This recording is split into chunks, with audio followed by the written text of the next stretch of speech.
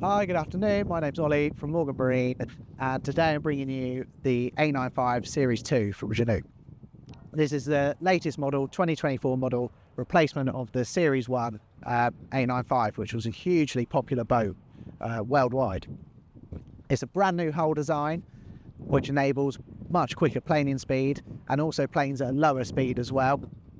You can see the bow is a much more rounded bow now, and some cool key features on this boat and redesigns and upgrades which are come along on the Series 2. One of the biggest ones is sunpad at the front. Now we'll walk along and we'll step on board and talk you through it.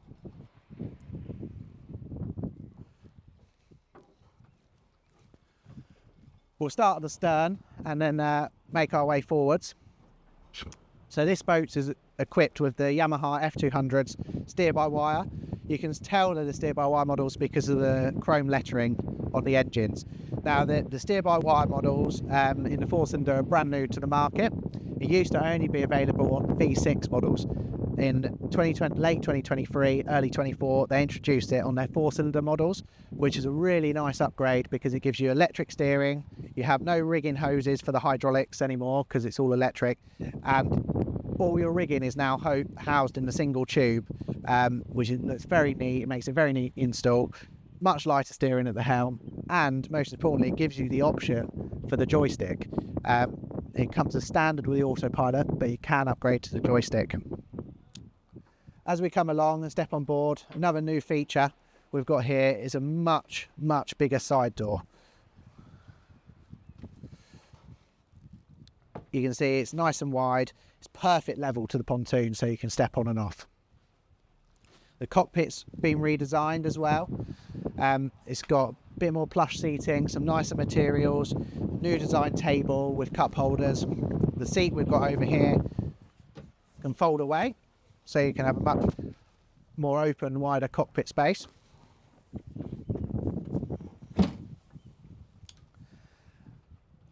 And overall, the ergonomics of the boat and design all feels very nice. The walkway is still nice wide walkway going forward.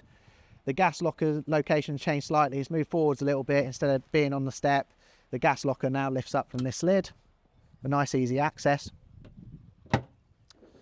And as we walk along the side deck, you can see handrails are nice height. You've got the roof bars to hold on to as well. And coming all the way forwards, we've got a midship cleat, and then this big sunpad area that we spoke about. So the sunpad area, part of the option is this sunpad package we've got here, which is a really nice deep area. The recessed walkway, which makes you feel very safe because of the height. The rounder bow gives the width up here, but you can get an infill package which puts cushions all the way across here. So infill is where my feet are, and also over the anchor locker lid. We've got a lovely deep anchor locker in there as well. Now we'll head back down and pop inside and run through the saloon. As we step into the saloon, the first thing you'll notice here is we've got the extendable galley. We still keep the Korean work surfaces here, and there is the infills as well to go over the gas stove and also the sink. The wood colour's changed, so the wood colour all through the boat used to be sort of a walnut colour. It's now a much lighter colour, which is really nice. It's got the upgraded leather seating as well in here. Keeps many of the important features that people loved, one of which was plenty of storage, because you've got storage there. And the galley storage has now changed as well, so we've got the very wide cutlery drawer, but more importantly, you've got 2 levels of storage in here. You've got a top section now, a bottom section, and then the bin as well in there.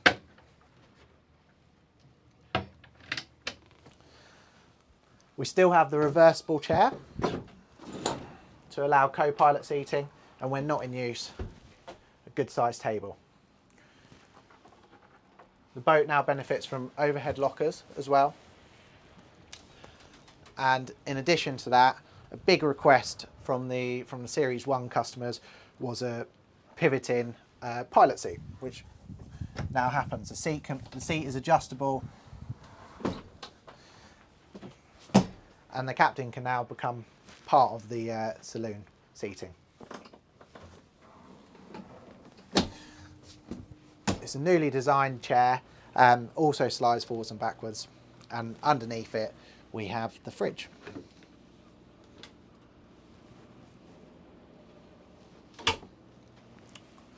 What we'll do is we'll head downstairs, and then once we're out on the sea test we can then come through the electronics package we've got fitted on the boat. As we come forwards and step down, you can see up here, and you'll notice as we go through the boat, we've got a much nicer trim on the boats now. We've got the leverette for the dash here, and there's also some in the forward cabin. The first place we'll go into is the newly designed heads. You can see the heads is totally different now. The sink used to be by the window, is now moved towards the aft of the boat, which has really opened the space up in the heads, making it much larger, with plenty of storage underneath. The toilet itself has changed. It's now a freshwater 12-volt toilet rather than seawater, so you don't get that horrible seawater smell anymore. And the gauges, you've got a water tank gauge there as standard, and also the black water tank gauge. Coming out of there and into the forward berth, we still keep a nice large island bed. The bed lifts up, so storage underneath as there was before, and we've got the aircraft lockers, which are now a bit larger all the way around. There's a lot more natural light in here now because of the forward seating section. You can see it allows the light in there, nice LED strip lighting, and the deep windows all the way around. The wardrobe now has a rail within, which was a common request. And I'll just show you that useful storage under the bed. You can see with the integrated mirror, it's also got a nice leather trim around it, and with that lighter wood, it looks very light in here, and is a really nice plus finish. The second cabin,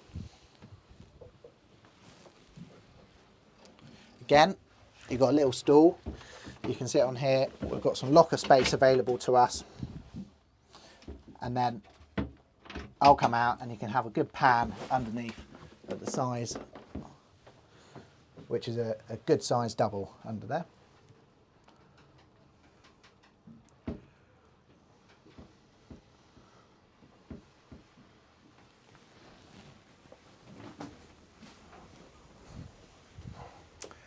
So now, as we come back up into saloon, we're going to fire the engines up and we're going to head out on sea test. Right, so we're now heading out. We're heading out on our sea test. We're just coming up the river, another minute or so till we come out of the 4-knot speed limit. On this boat, we got the electronics pack equipped on here with the upgraded kit.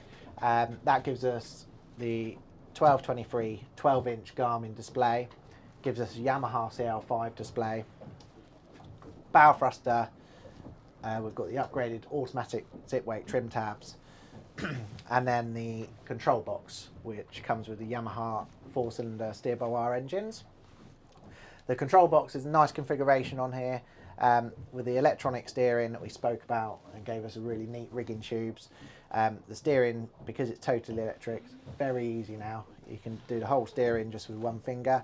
You can adjust how heavy or light you want the steering, and you can adjust how many turns you like lock to lock. So you can either have 5, you can reduce that down to 3 or go up to 7 for how sensitive the steering is, basically.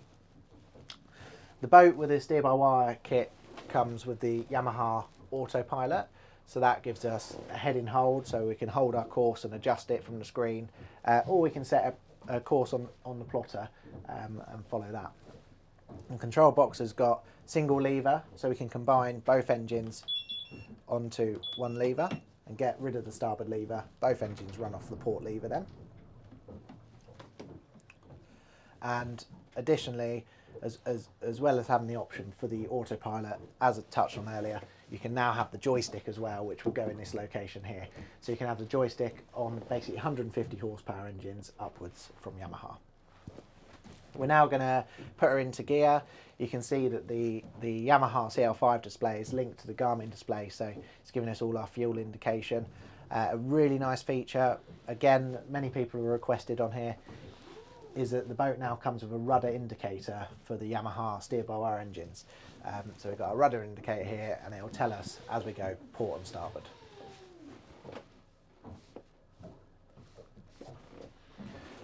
So I'm going to pop her into gear, and we'll bring her up on the plane. So the side door I'm going to close. We're going to spin round now and pop up on the plane. With the new hull, she planes much earlier, so we're really on the plane at about 15 knots or so. A good cruising speed for the boat is still 20 to 24 knots, sort of around 22 I've always found is a sweet spot. You can have, with the engine option for this, you can basically equip this boat with anything from 150s to 250s. The 200s is bang in the middle. I find the 4 cylinders is quite a nice match for the boat. Offers good fuel economy. They're all nice and quiet, the engines now. And more importantly, you still get very good top speed with the 200s. We'll be looking at around 35 knots. So I'm going to bring her up on the plane now. So you can see she's very quickly rising up on the plane. 15 knots, we're on the plane. I'll push her up to cruising speed. So we're now doing a cruising speed of say 23 knots. You can hear it's nice and quiet on the boat. The engines are revving at about 4,000 revs, and a very good fuel economy at this speed as well. So the fuel economy at the moment, we're burning about 60 litres an hour at this speed. We can drop it back slightly and still stay on the plane. So at the moment we're now doing 48 litres an hour, and that's combined. So around 25 litres per engine per hour. You can see that's at 18 knots. If we open her right up, you can see the acceleration come straight through. It's very responsive. We're now up to 32 knots. She will keep climbing up to a top speed of around 35, 36 knots. So at the moment we're doing 35 knots. As you can see, the boat's still very stable, still very reactive. And we can bank her into some nicely steep turns.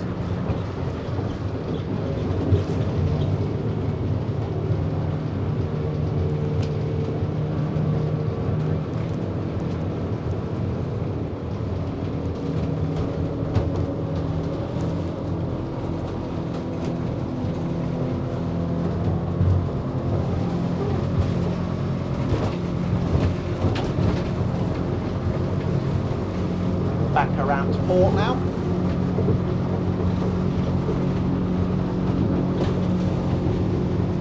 You feel she grips, the hull really grips the water, banks you into the turn.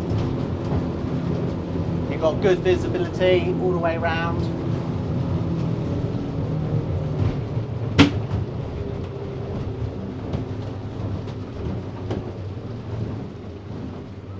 And overall it's a very nice feel to the hull.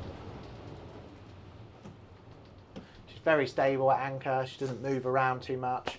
It's quite a big improvement on the hull from the Series 1.